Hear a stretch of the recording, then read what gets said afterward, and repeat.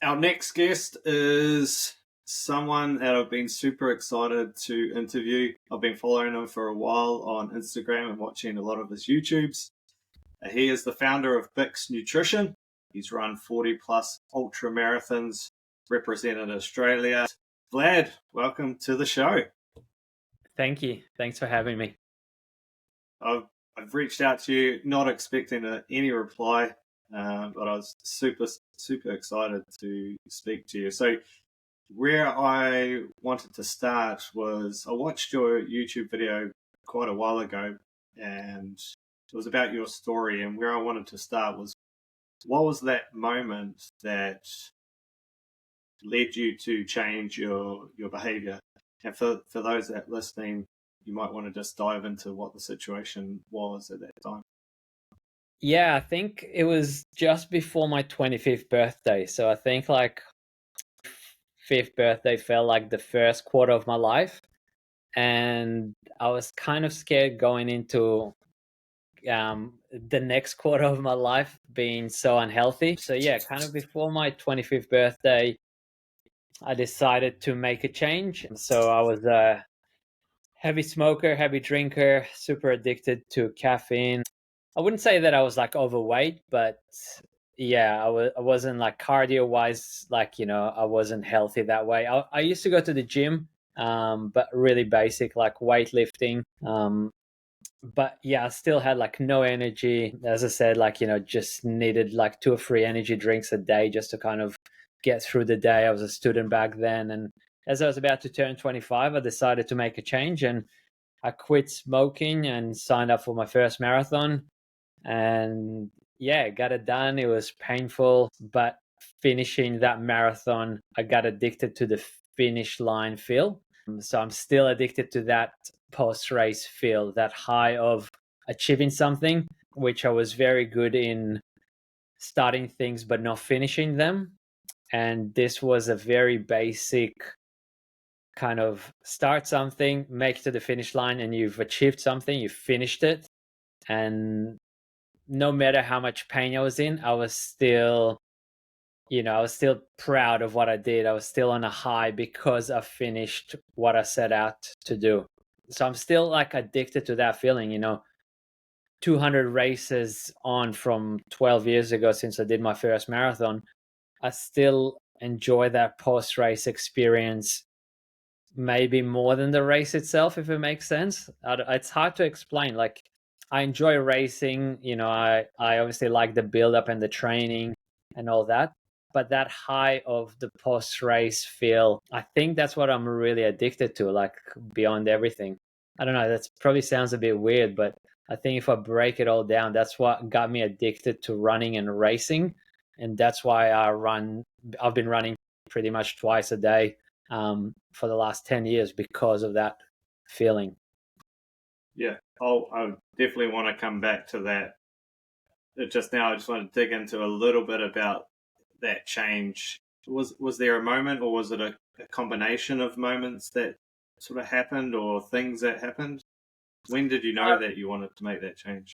Yeah, I really think it was that 25th birthday coming up. Like, I felt like, I didn't want that next quarter to be so unhealthy. So that was a good time to make a change. There was a set date for that birthday. So there was a set date for the next quarter. So I think that was kind of, the spot that I knew I needed to make the change. And yeah, quit smoking, cut down a lot on drinking, and started running. So it was, yeah, a massive change. Changed my diet from, eating meat 3 times a day to being vegan. I've been vegan for the past 12 years. So yeah, pretty extreme kind of a change. But also I think with an extreme personality, you go 100% all in. And yeah, I kind of did that back then as well. But I would say like it was my 25th birthday coming up that was the kind of trigger for the change. Yeah. In terms of changing, that gradual change to vegan, or did you stop smoking, stop drinking, decided you want to be healthy, and then actually eating meat's not serving me at the moment, let's go vegan? What did that look like, that process? Yes, smoking was straight out. So I went from I'd say probably 7 to 8 years of smoking. Few of those years were like heavier smoking than some of those years, but yeah, definitely the last 3 or 4 years were like a packet a day. So that was probably the biggest one. But I just literally stopped one day, just woke up and said, "All right, no more of this. This is not good for me." The next one was veganism, which kind of came about probably about 6 months after I started running. So that was while I was training for the Atacama Crossing, which is a 250K self-supported race in the Atacama Desert. So I think that the process of training towards that race, I did a lot of research on strength work, mobility, stretching, workouts for runners, diet, recovery. So one of the things was meat being slowing down your recovery, and it kind of like made sense to me in the fact that if there's an X amount of energy in my body which is used for recovery, then some of that energy is used to digest meat. So I was like, all right, that makes sense. If my body is not digesting meat, it will be using that energy for recovery after my run. So that was kind of my basic thinking about it. My parents have a restaurant. My stepdad is a good chef, so I grew up with a lot of good food and a lot of meat.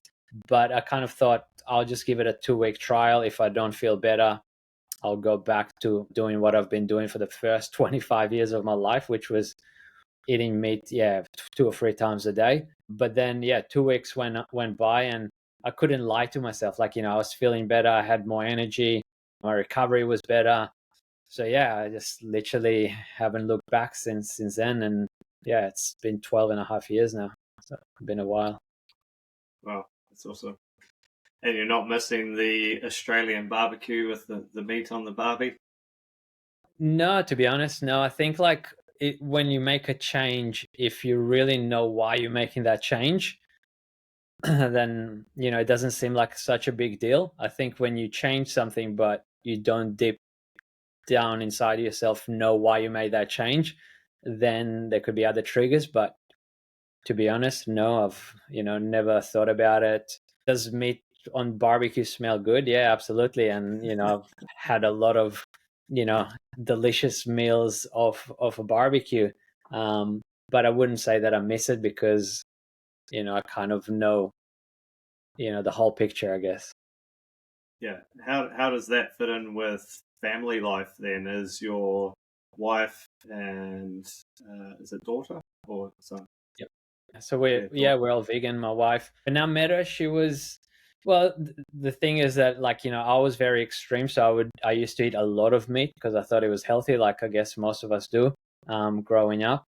She was more like on the fence, so she would eat a little bit, but she would be more like health conscious. So she would eat some vegetables, which I would never eat any vegetables or fruit. But we started going out. We met in Hong Kong.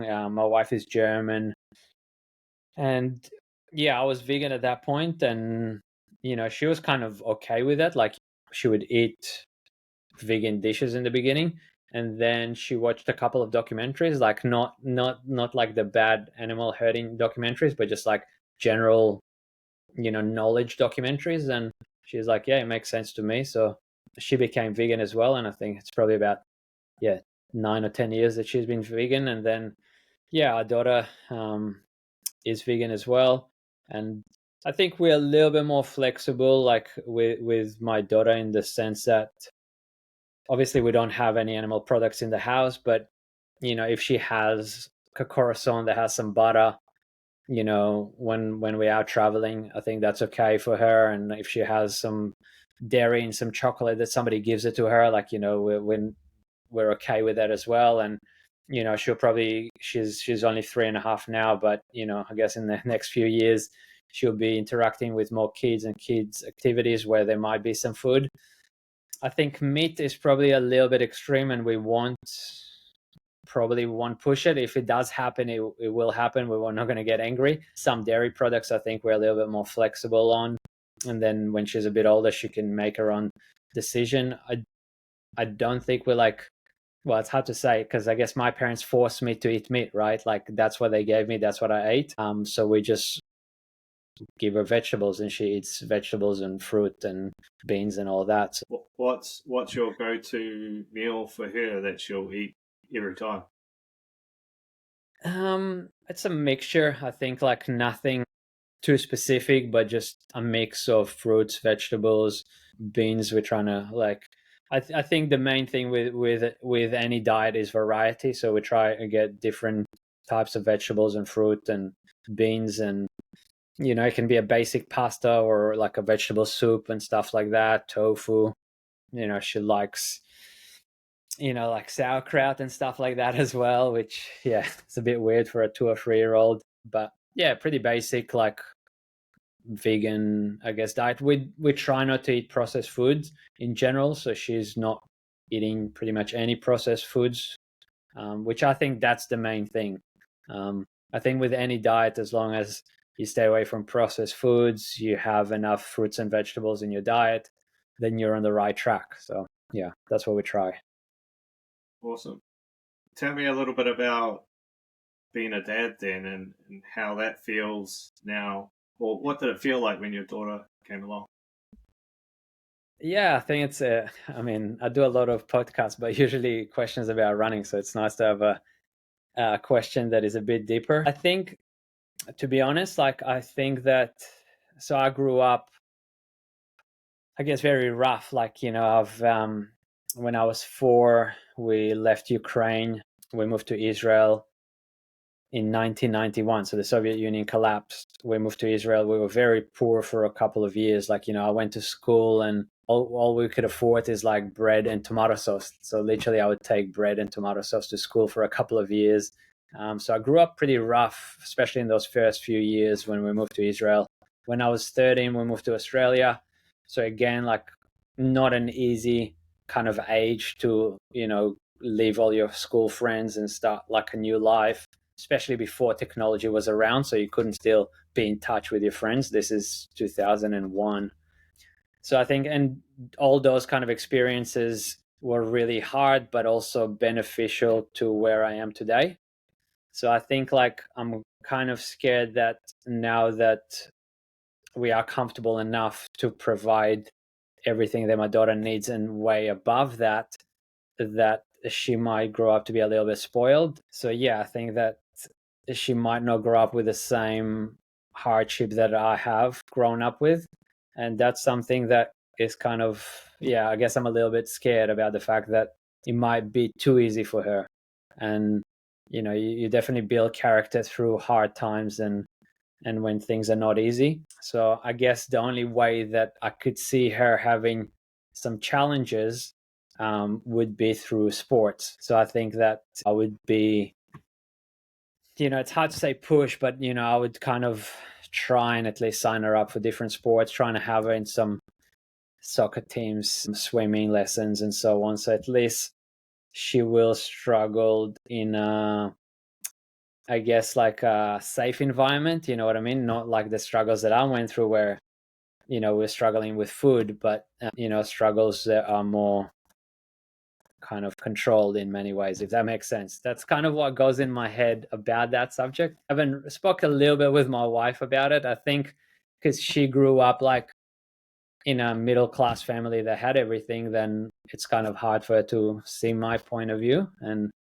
And like, even bringing up our daughter, we still have this kind of, I almost want to make little things a bit harder for my daughter, where my wife would just try and make it as easy as possible on my daughter. If I don't know if other parents go through it, but that's kind of where we are, where she's like, like, let's say we go for a walk. My daughter is 3.5. My wife still has a pram, and I'm like, she's 3.5, she can walk, right? We don't need to take this pram, let her walk.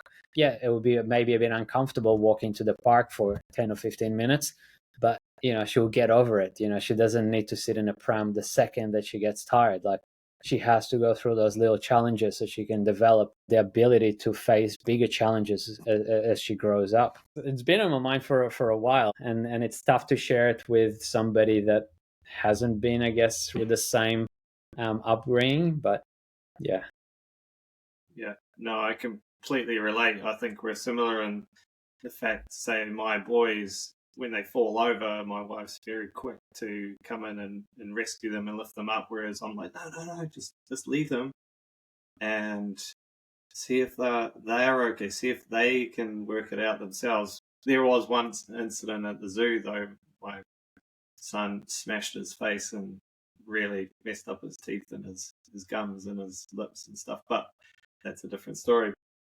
Tell me a little bit about what you want to teach your daughter then. It could be related to health and fitness and it could be along those same lines, but what's the one thing you want to teach her? Yeah, I mean, like obviously, I would like her to be around health and fitness and sports and stuff like that, but I don't want to be that super pushy dad. I'll definitely push them because I think for like success in sports, you do need some healthy push. But as long as she's willing to and she's happy with it, then I will. If obviously I feel like she doesn't, then I wouldn't. But I think overall, I would like her to know that life is not that simple, and there are struggles in life, and not everything comes by easily, that you just want it and you get it. And I think, part of that probably will be that we will probably try and like maybe get her to do a year of schooling in Germany at an early age. To I know it kind of sounds like put her a bit in an uncomfortable spot, but in many ways, in my thinking, is put her in some uncomfortable positions and periods of her life that she can get over it while she still has a supportive family. And hopefully then when she does have those challenges when she's a bit older, she will be able to deal with them. Yeah, I guess my thinking as a dad is to make sure that she has enough challenges that she actually grows up um facing those challenges head on, and not get to the point where she's 18, 20, and then suddenly when she's out there on her own, has to face them for the first time. It worked kind of for me, worked well for me. Like I said, like born in Ukraine, lived 10 years in Israel, lived 5 years in Hong Kong, was very independent early on in my life. And I think that's a positive, and I would like her to get some of those things in her life, even though there's no way that she would have to go through the same struggles. I think my job would be to protect her from a few steps back. You know what I mean? Like you said, if they fall over, not run over and grab them straight away. Let them do a couple of steps. Let them realize what happened. Is it really bad? Can I keep moving forward, or do I need to go back and look for my parents? So I think, yeah, and like I'm sure you get to that point where you just have to like stop your wife a little bit and say, hey, let's take a couple of steps back. Let them go through those things, because this is a time for them to go through it. We don't want it to face those challenges for the first time in 15 years time. Yeah. So how has training changed then around your daughter and your wife and your business? So I was a sponsored athlete for the North Face as a full-time athlete for 6 years. So I kind of lost that in when COVID hit in 2021. So in my mind, I was like, I'm not getting paid anymore for this. Running or training can be a little bit more flexible, but it hasn't changed too much, because my running success still is very linked to how well Bix does and how many doors he opens and how many connections I can create and so on. So training is still pretty important. And also it is important for me to sometimes to bring my daughter to track sessions and races, and to see me like run and train and kind of go like, this is normal. Kind of want to create that it's normal for dad to go and run in the morning and then run at night. She's at that age where she does start to understand that here I am, I'm running. She can see me running sometimes. So it hasn't changed too much. I think that obviously it's a bit of a gamble in many ways, because I spend, I guess, a bit less time with her. But also, I think that I'm a better person because I have my self time for 2 or 3 hours a day, and then the quality time that I am spending with her is a little bit more, like I'm all there. Like I don't have my head in like, oh, I gotta go training, or like I'm missing out my run. So I'm actually like 100% in whatever we do together. So yeah, it hasn't really changed too much.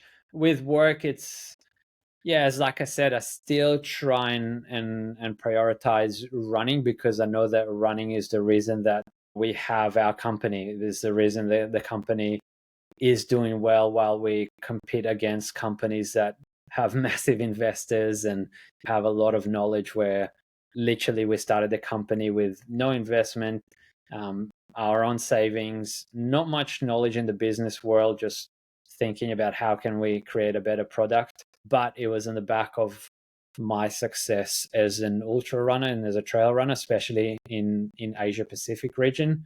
As I was saying, I spent 5 years in Hong Kong with North Face, and a lot of my weeks and months and years were like traveling to Asian countries doing strength training for runners and also racing.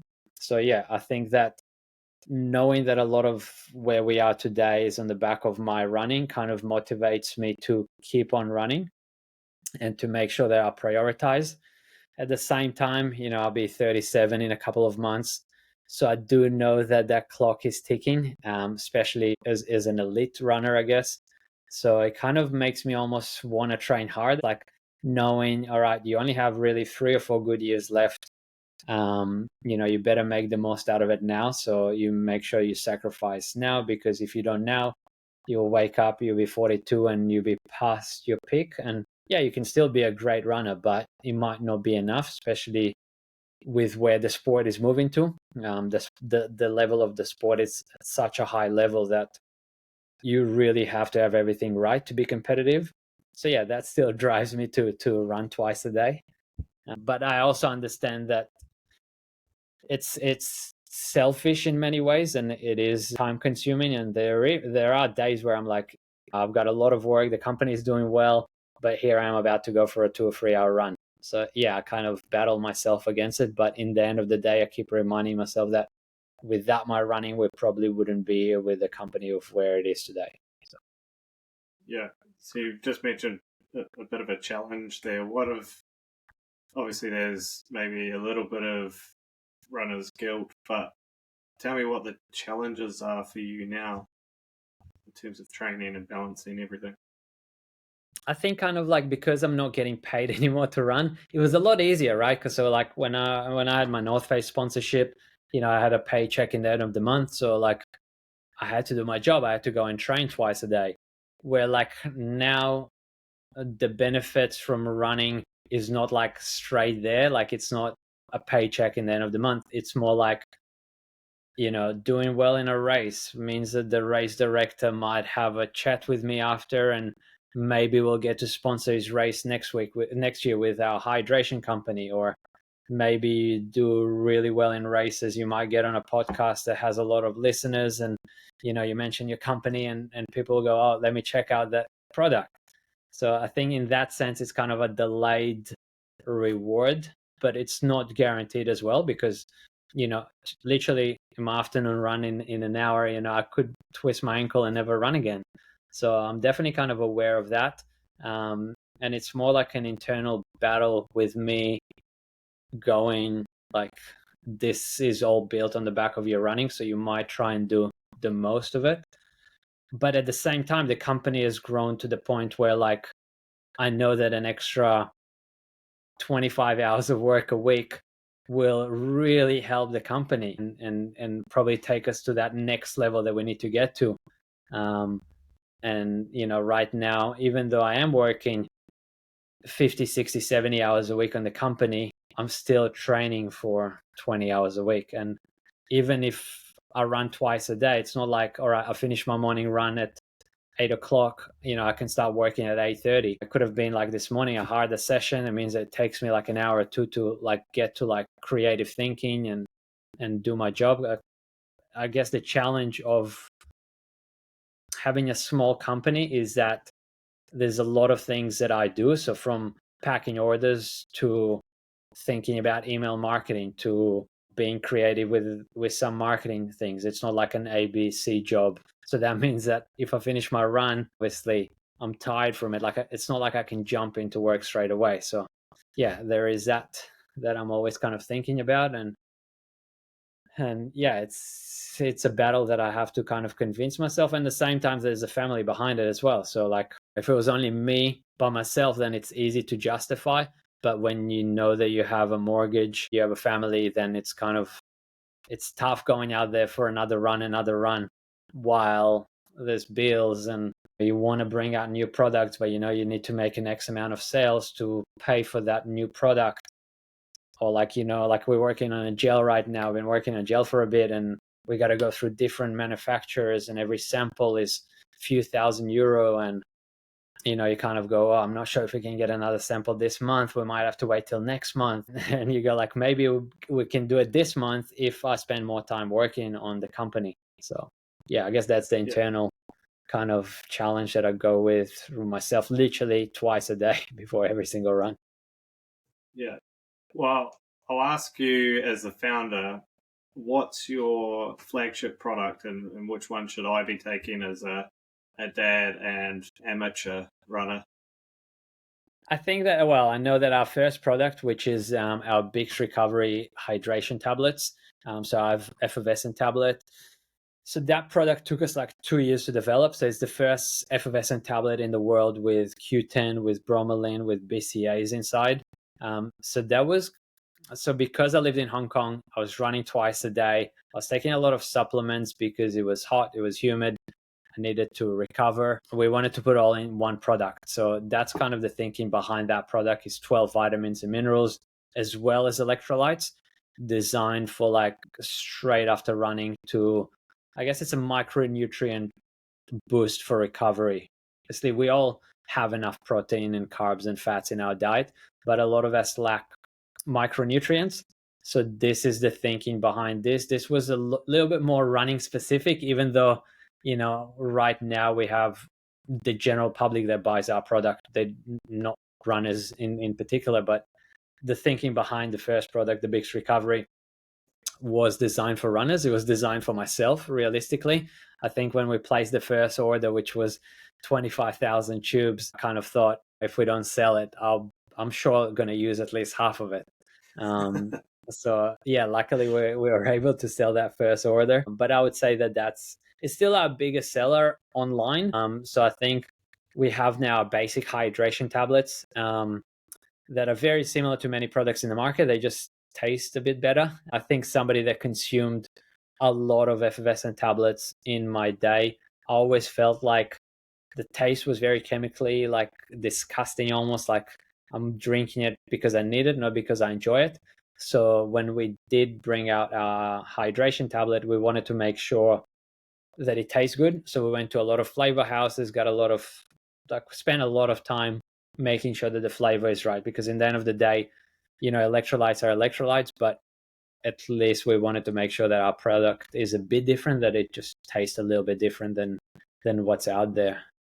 So yeah, I would say that those two are new products, but we have probably another 5 or 6 products coming up as well in the next 6 to 9 months, from gels to energy chews to protein powders and stuff like that. Cool. What products are you specifically using the most, and when?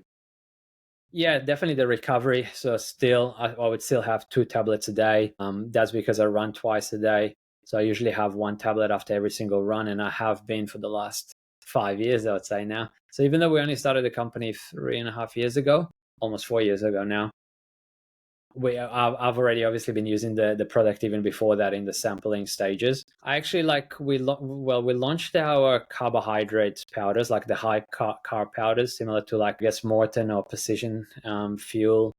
So very similar amount of carbs per gram. We just try to make it taste a little bit better again. So I actually use quite a lot of that, and I never did. So I always use powders in races and some long runs. But when we were sampling with the product before we brought it out, I did a lot of testing on myself.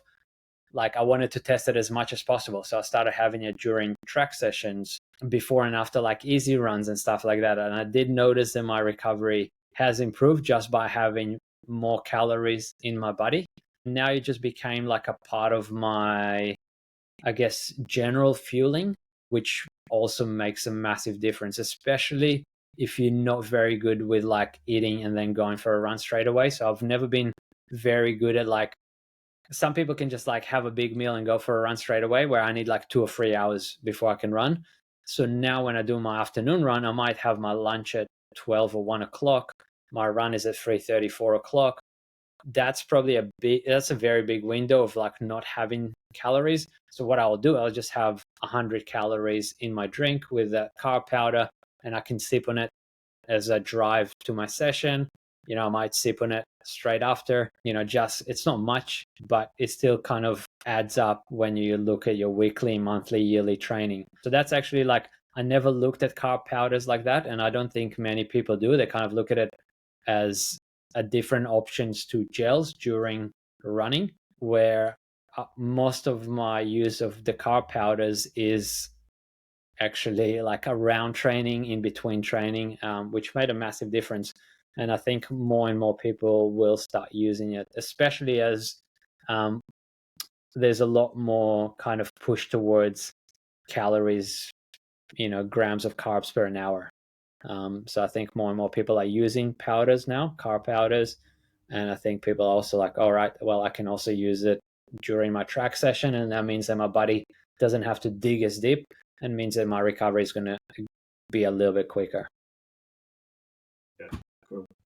Well, that's really interesting. I mean, I haven't really thought about using a carb powder yet.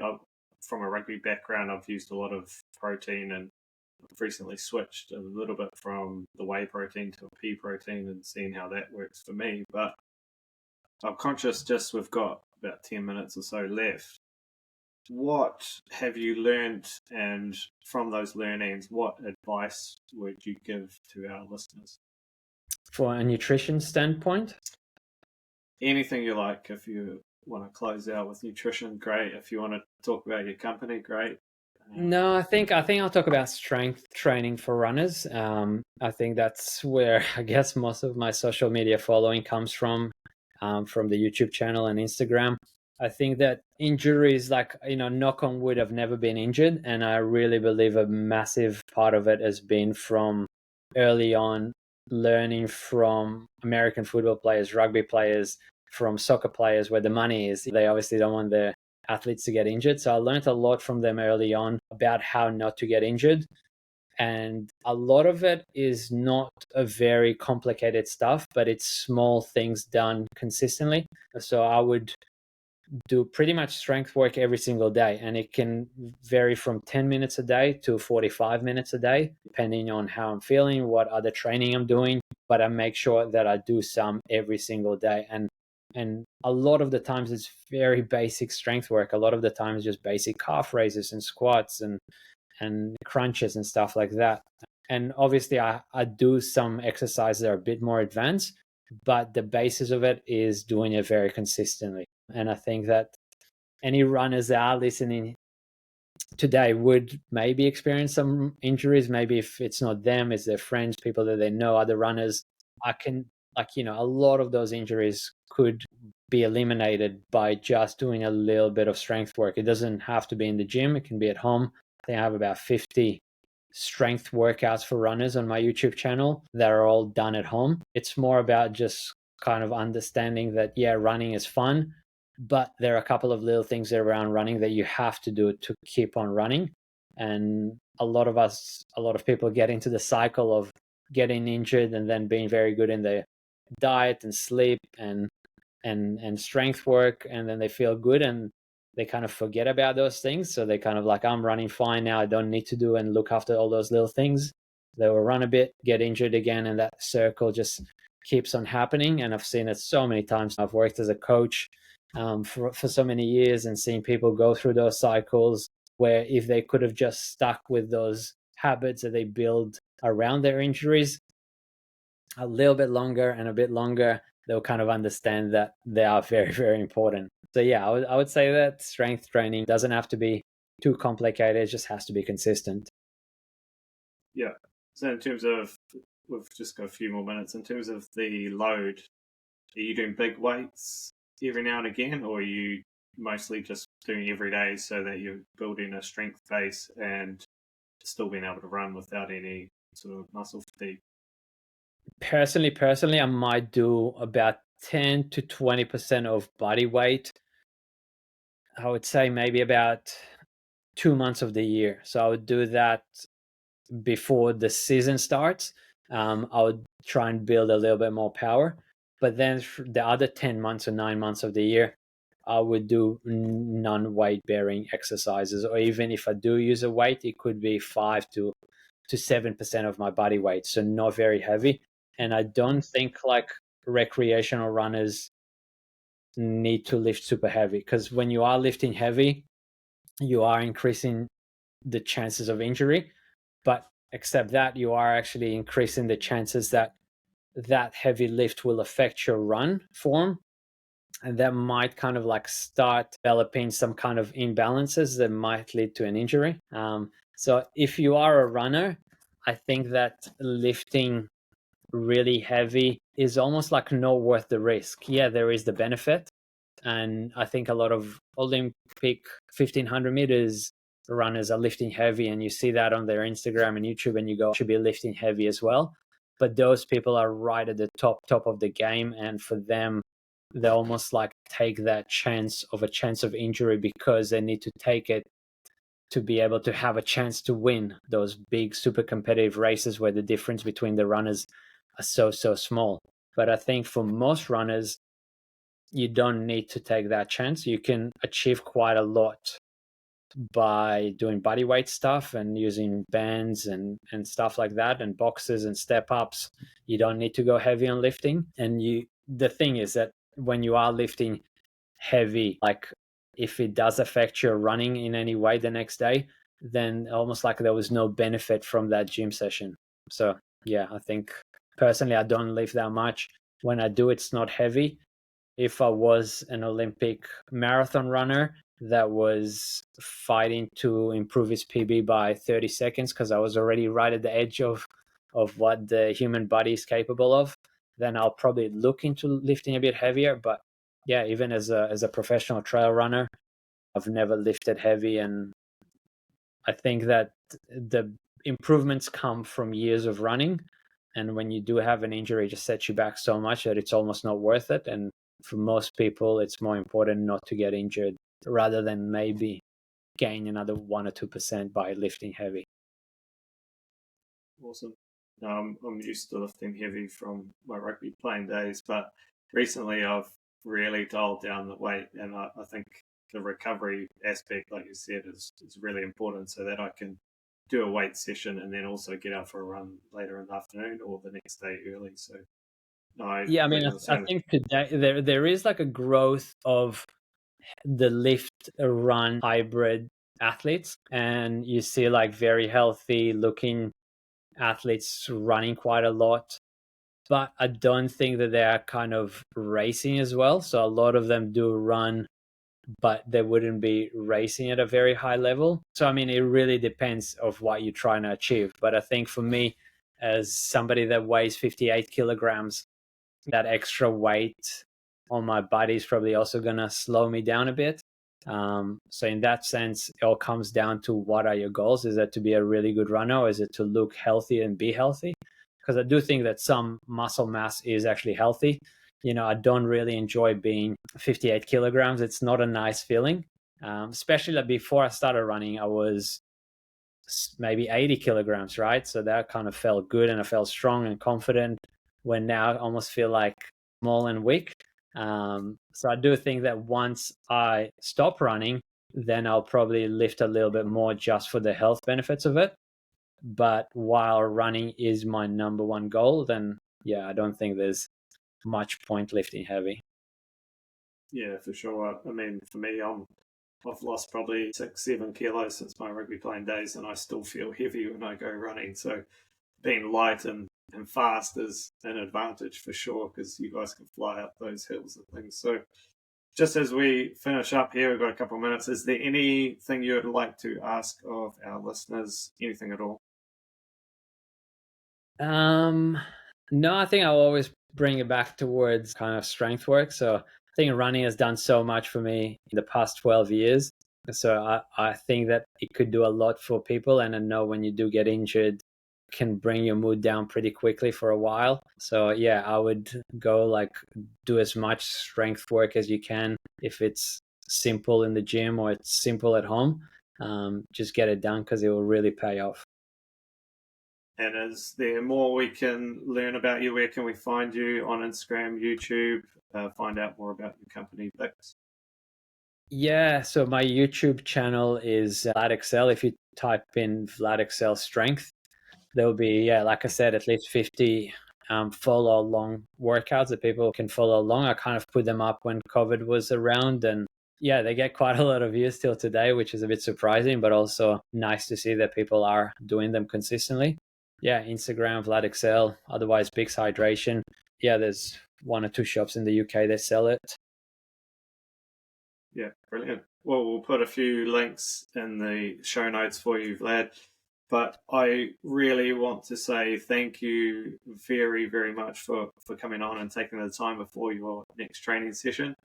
And for you, the listener, thank you for listening. If you want to find out more about the Ultra Dad community, I'll also put a link in the show notes as well. You can find out more dads training like me, listening to great people like Vlad, and getting after it for mostly health and fitness and feeling good. So we're not elite, but like Vlad, but there's a group of supportive dads helping each other. So again, thank you very much, Vlad, and I really appreciate it. Thanks a lot for having me.